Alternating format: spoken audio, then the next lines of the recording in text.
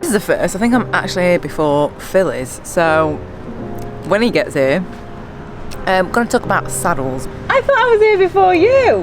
What? Are you dressed up in? The guy who I ride with says, "What? I hate that. You look like a toddler." I love it. It's quite snazzy, isn't it? I think it is snazzy. See what's inside this box. Well, this is the new evolution of saddles. It's towards the 3D. Come on, muscles. I know. So this is like specialised corded mirror, but this is the 3D printed. She can't like that. Yes. Okay. I think you would actually. These are the slightly cheaper ones. The S-Work ones are £390, but how much are those ones? they're £290. And I've got some. £300. This is how many saddles. Well, these there are to just choose. to show This is why it's tough to choose a saddle, isn't it? Because there's like how do you know? Exactly. So many different shapes, sizes, types. How do you? And that's what hopefully we're going to try and help people explain. Yeah. That one looks. That's an infinity saddle made by California chiropractor. Problem with this is they take away all the pressure from the middle, but then pressure comes here. So pressure has to go somewhere, doesn't it, Katie? Yeah. Like Christmas for you. It is. No, it's not, because I paid for it. So this is a saddle pressure map. The interesting story about this is this was developed for horses and for the equine world. And a German company, GMI's, adapted that technology to work for cyclists. And it's got about 2,000 to 3,000, I can't remember the exact amount of sensors, so it's really, really accurate. This is what I used to record a lot of data on saddle tilt and what happens with it when we went and changed the rule with the UCI about saddle tilt, because they used to have a rule that said you couldn't tilt your saddle more than 1.52 degrees. Problem with that was how it was measured on a roadside. Yeah. So a lot of riders would always keep it just dead flat, yet a little bit of saddle tilt, as we described before. Did you change that? Yeah, we did. You changed that for the UCI, look at you. 2015, well, not just me, it was a group of people, but I sort of led it. And the way we went with it is what presented our evidence that saddle tilt helped people be more comfortable and stop having saddle issues. So today we're going to look at the main three, I guess, factors that affect like saddle comfort. Have you got your saddle height, your setback, and your tilt correct? Yeah. So first of all, start with those things. Of course, your overall position can affect it. If you're miles too low at the front, any saddle in the world might not be comfortable. So if your position's completely out, but saddle height, setback, and tilt first of all with the same saddle, and then you can consider, have you got the right saddle for you or the type of riding you're doing after that. Before you chuck away the current saddle you got, is it in the right place? You can have the best saddle in the world, but if it's not in the right position, it can't do its job. These are the rules I stick to and always look for when everyone comes to the clinic. I don't know of any saddles designed to be used nose up. So always the flat saddle should be flat or ever so slightly nose down. If you're getting pain at the front, saddle sort of the front of your groin, try putting the nose down a little bit. Not so much that you fall off the front, but that it can be really, really game changing and relieving pressure. Second thing is, so that's the tilt of the saddle. Second thing is setback. If you find that that's how far forward or back the saddle is, if you find that you're constantly shifting around on the saddle, one of the reasons for that can be that you're looking for the support. So if you're shoving back, you might not be on, the wide bit of the saddle might not be the right place. So moving the saddle ever so slightly forward can make you feel a lot more comfortable. And the third thing, of course, is the saddle height. If you're feeling too much pressure at the front, the saddle might be too high. If you feel like you've got loads of pressure at the back and no weight in your hands, it might be too low. So it's saddle tilt, saddle setback, and saddle height. Try to use all the tools that are out there to make sure the saddle's in the right place before you start spending loads of money on different types of saddles.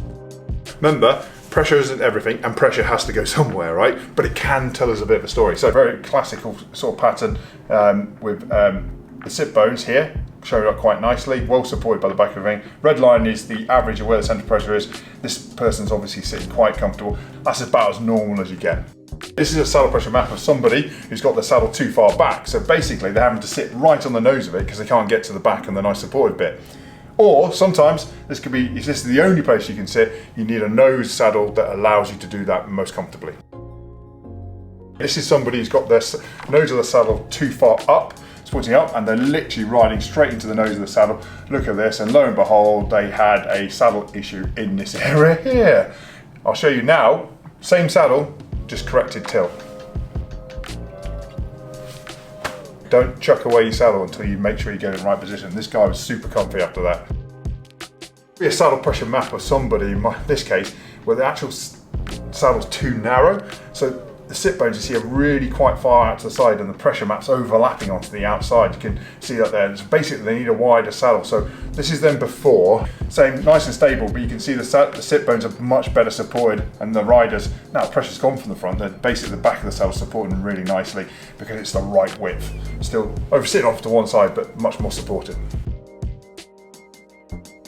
So if you checked all those things and you're still having problems or don't think you're as comfortable as you can be, optimal, then it might be time to look at what the type of saddle you've got and whether it's the right one for you and the riding you're doing.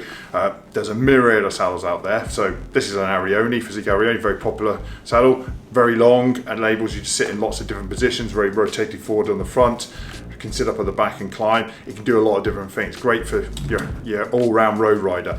Of course, some men have numbness and some women have central pain. So what you got is short nose gap saddles here. These relieve the pressure in the middle. So if you get penile numbness, or if you get a lot of pain in your front of your groin when you're cycling, they can be really good at relieving it. Very popular now, the short nose saddle.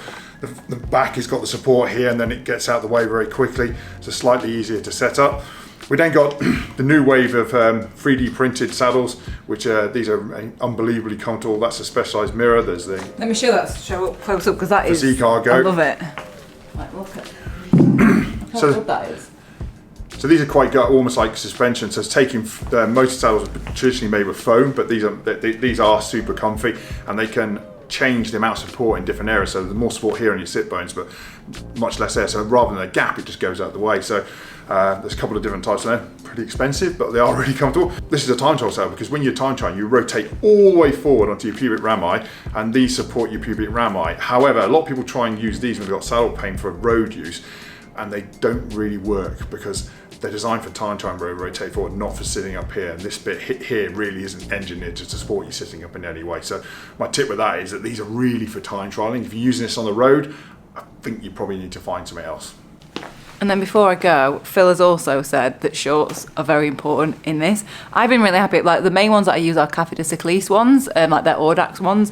But you and Endura created this pair. Yeah. The difference with these ones, with the chamois, they've got kind of like a, what would you call it? It's not just like soft chamois. It's kind of like it's not rubber, but what is it? It's a silicone elastomer. That's what it is in there. Yeah. So it looks like gel, but it's not. It's really. It's kind of like having a little mini saddle in your shorts. I'm going to go and try them on and then try them on the way home. Yeah, because it protects you on those longer events. These are the Endura Pro SL, and anything I do with Endura is called the EGM, Ergonometry Project, and we got some amazing things coming out next year. Well, I'll keep you informed. I actually helped, like, what's the word? You were one of our trial testers. Them. I was one of the testers for these, so yeah, I'm going to give them a try. Because I never actually tried the final product, so yeah, give them a try. How long is that now? Designed for women by women is what exactly. Who am I to say what women want? Well, you work with a lot of females, and you've seen like so many pressure maps. You work with. But that's the thought. But there was a big testing group that you were part of, and we listened to that feedback and kept changing it slightly. It's really hard to get everyone happy all the time, but the technology there. And what I'm really proud of, that's the first thing I did with Enduro, was a women's short, not a men's short. Yeah. Now next, there's a really super duper version of this coming out next year, and in the men's, which is even better. But this has gone down really well with a lot of women, and it's just great if it helps you. I'll go and get them on. All right. Oh, thanks, Phil. See you later. So if you've got any questions, as always, leave them in the comments. And is that everything? And to have one of the world's best bikers as your friend. I know, I'm very lucky. I know. And that's why we share the knowledge.